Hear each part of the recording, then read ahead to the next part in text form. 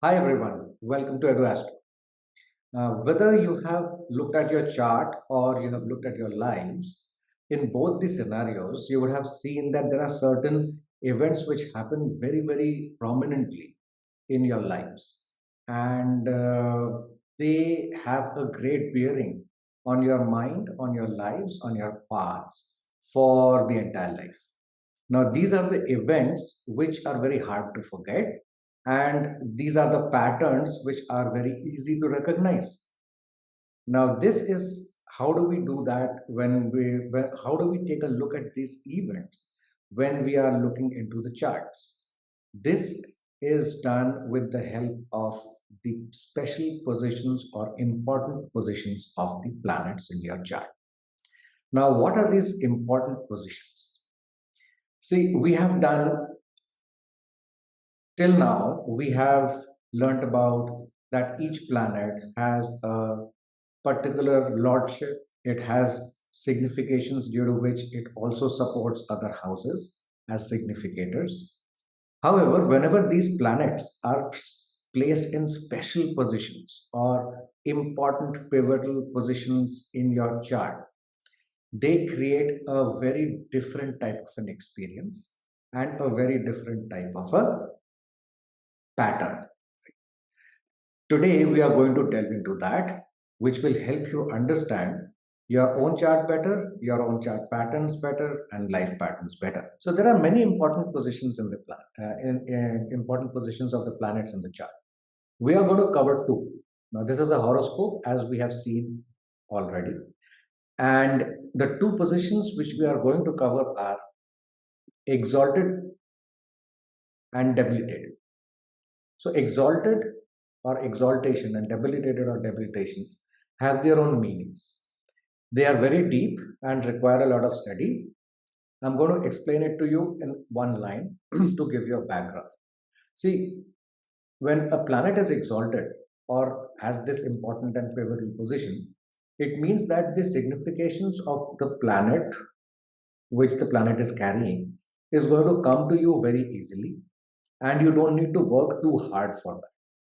You can attribute this to the previous life punyas which you have done, because of which you are getting this particular position in this life, and those things come very easy. I'll explain as to what does that mean. When a planet is debilitated, it means that the significations of those of the planet is not going to come easily to you. You have to start from scratch regarding those significations and build it up from there. So it also means that the first stages of your life are not going to be good enough in terms of those significations, because you have to learn everything and build it. However, once you have learned and built it, then the same debilitated planet is going to give you great results in the later stages of your life. So it makes you. So, in short, this is what is the difference between exalted and debilitated. Now, every planet has its own exaltation and debilitation positions. So, these are the houses which we have seen already, the Rashis also. Sun gets exalted in Aries, okay, and Saturn gets debilitated in Aries. Always remember, the exaltation and the debilitation happen in Rashis. The Rashis will change place in this chart, North Indian chart, and say, for example, you see a 1 with a Sun and Saturn at this point of time, that 1 can be in the place of 2, 3, 4, and wherever that 1 will go, Sun will be exalted there and Saturn will be debilitated, because the debilitation and the exaltation, they happen in rashis. There are two concepts, rashis and houses. However, the exaltation and debilitation results of rashis and houses are felt separately at separate points of time in life. That's a much deeper discussion. We are not going to cover that in today's video. So for now, sun and saturn, sun gets exalted in Aries, Saturn gets debilitated in Aries. Moon gets exalted in Taurus, Rahu gets exalted in Gemini. Some people take it as that Rahu also gets exalted in Taurus. Ketu gets debilitated in Gemini. Some people also take that Ketu gets debilitated in Taurus. Jupiter gets exalted in Cancer. Mars gets debilitated in Cancer. Mercury gets exalted in Virgo. Venus gets debilitated in Virgo. Saturn gets exalted in Libra. And Sun gets debilitated in Libra. Just the opposite, right? Moon gets debilitated in Scorpio. Ketu gets exalted in Pisces. Rahu gets debilitated in Pisces. At the same time, you can take the same combination that Ketu can get exalted in Scorpio and Rahu can debilitate in Scorpio. If you take the theory that Rahu gets exalted in Taurus and Ketu gets debilitated in Taurus. Mars will get exalted in Capricorn and Jupiter will get debilitated in Capricorn. Venus will get exalted in Pisces and Mercury will get debilitated in Pisces. Now see, number 5 and 11 in the horoscope, that is Leo and Aquarius, they don't have any planets out there who get exalted or debilitated in them. There is a reason for it. It's a pretty long reason. I can't cover it in this video. Now, the most important point. Why do these planets get exalted and debilitated in these places? Okay. I'll take an example of two planets because it's a very, very deep and a long session. I can't take care of it in one video.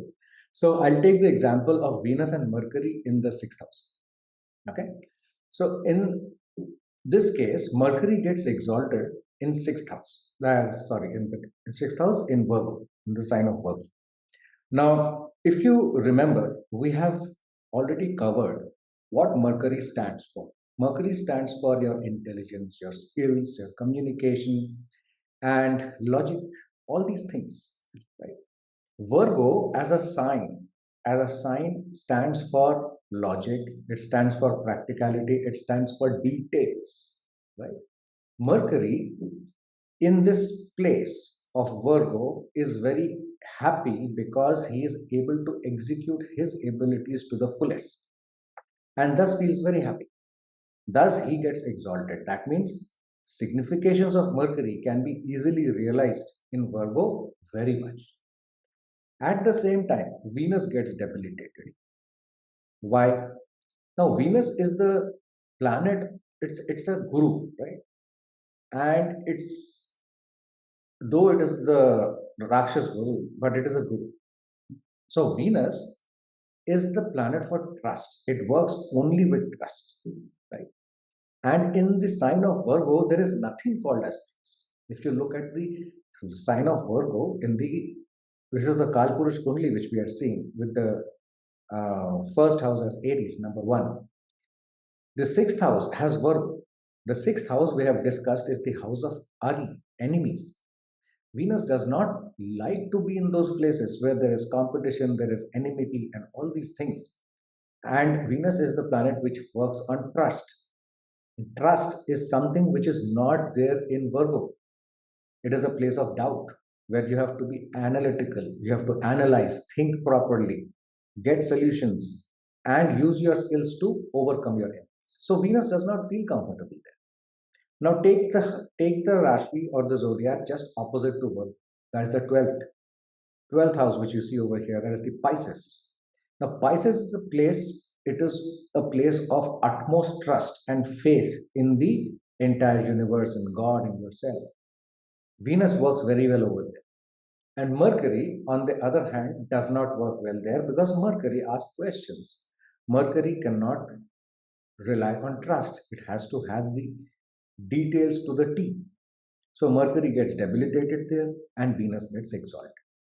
Now, these are the broad-based reasons why you will see exaltations and debilitations happen for each planet in the places they are. However, as I said, this is a very, very vast topic and very deep topic. And to explain this, it takes a lot of time. So if you really want to know more about this, you can join our courses. The links are given below. Now I'm going to give you another example of what happens when a planet is exalted or debilitated. We just discussed why is it exalted or debilitated as with an example. Now I'll give you an example of what happens when these planets are exalted or debilitated. Now say for example, Sun is exalted. That means the Sun is in Aries. You can say that the person will have good status in life. The father of the person would be a noble person, and the native himself will be in the circle of good people, right? If the same sun is in Libra, that means the sun is debilitated, then the father would have to struggle to come up in life, right? This would be the small effects of sun or for in exalted and debilitated places. There are many more. These are just examples. Like moon, if it's exalted in Taurus, the mother will be noble, will enjoy all the vogues, and the native or the person himself will be interested in beauty or the arts of life, and the bent of the native's mind or the person's mind will be materialistic. While at the same time, if the moon is debilitated, there will be struggles in the life of mother. There can be sickness in the life of mother, and the native would not be able to enjoy all the things in life. Has to see a lot of ups and downs, especially mentally. And what happens is this makes the native intolerant. Hatred can come up, jealousy can come up. This is how the native's mind will. For example, Mars is exalted in Capricorn. Then the native would have a healthy body, good brothers, siblings, good relations with them. The person may have emotional constraints. And say, for example, the Mars is in Cancer, debilitated. Then the constitution of the body would not be that strong. The issues with siblings would be there somehow if the person has siblings, right? The person can be a problematic husband too, or problematic spouse. Most importantly, the person will not be able to express properly. There will be a dearth of understanding of emotions in the person. These things will happen. Mercury, if it is exalted in Virgo, right, the native would be highly intelligent, very intelligent, because his way of thinking will be very different and very detailed, right? And he will always try to maintain a good level in the society. If the Mercury goes into Pisces when it is debilitated, then the native will struggle very hard for education because his mind will work in a very confused manner. Would get support from sisters, it's likely, and because the mind will wander for different logics which he will not get because he is in the place of trust. The understanding capacity of the person might be a bit low or a bit different, and would understand things either slowly or different. Now take Jupiter. If it is exalted in Cancer, the native or the person will set goals and analyze things well. The best part is he would know what needs to be done because his wisdom is going perfectly fine. And if there is your Jupiter in Capricorn, which is debilitated, there will be no coordination between what he says or does. This is one of the possibilities, and there are many. Now, if you take Venus, Venus as a planet, if it is exalted in Pisces, then the person will lead a very dignified life. Maybe materialistic, but will not go down to money or anything in a cheap manner. The standards will be maintained at all costs. And if the Venus becomes debilitated in Virgo, sufferings due to partner would be a very common thing. And the person might not be enjoying the riches which the person has. If Saturn becomes exalted in Libra, then the person will be, committed to work to perfection.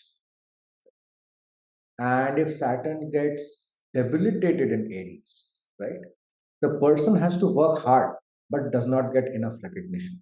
He'll have to slog because he'll have to start things again and again. Those things will be very prominent.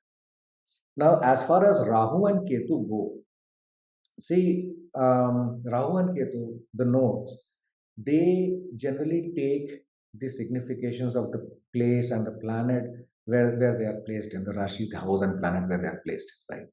So you can make judgments accordingly. However, the main themes will be that wherever Rahu will sit, it will create a desire, illusion, and wherever Ketu will sit, it will create a dejection about that particular signification or everything related to it. The important point to remember is these exaltations points and debilitation points we have discussed are very, very general and they are indicative because there are other factors to be looked at. Now, if the planet is placed singularly in these exalted points without any aspects or conjunctions or anything like that, then these results would be in this manner. The pattern will be like this. If there are other aspects, benefic, malefic, whatever, then the results will automatically differ. Those need to be considered. And if a planet is debilitated in your chart, please do not worry because there is something called as a niche bhanga. And there is a particular process or there are steps to understand whether the debilitation effects are minimized or not. So, if a planet, for example, which is debilitated, is sitting with exalted planets and there are other rules, then what happens is there is a niche bhang. That means the debilitation effect is minimized, does not go away. It will minimize. That means though you will start from scratch, but you will receive from people somewhere so that you are able to catalyze the entire process. Now, with this, there is one more important point you need to consider. See, if Sun is in Aries, it does not mean that Sun can sit anywhere in Aries and it will be exalted. There are specific points, positions, as we said, these are important positions of planets. So, what are these positions? So, you remember this, we did, I spoke about a few minutes back. Now, these are the specific positions of the planets. In this table, you will see against each planet there is a degree mentioned and the sign name mentioned where the planet is in exaltation and debilitation. So, Sun will get exalted or debilitated at 10 degrees in Aries and Libra. So, either it is at 10 degrees Aries when it's exalted or 10 degrees Libra when it is debilitated. However, does not mean that it's only 10 degrees. There is a range, right? And there the concept lies of exaltation, mool, trikon, combustion, retrograde, debilitation. All these are types of special positions, and there is a range which works. But those are detailed discussions, topics. Why it happens, why does it not happen? Those things can be. I cannot tell you all in a 15 minutes video. So, if you want to learn more about this, you can enroll into our courses. You can write to us, contact us. We can certainly help you out with that. If you want any particular reading or any help on a specific planet, you can contact us at any given point of time. Remember, these degrees are very important. Without seeing these degrees, please do not make a conclusion whether a planet is either exalted or debilitated. So, Sun is at 10 degrees, Moon 3 degrees, Mars 28 degrees, Mercury 15 degrees, Jupiter 5 degrees, Venus 27, and Saturn 20. Why am I saying this? I have seen cases where Saturn is present at 22 degrees in Libra or 23 degrees in Libra, and somebody has said or understood that the person's Saturn is exalted. However, the person is not getting the exalted results of Saturn. So there lies the answer. So with that, please do like, share, subscribe. We'll be back with more videos, more important topics. And till then, if you want to learn more, please subscribe to our courses, contact us, we will help you out. And thank you for watching. Till next time, bye bye.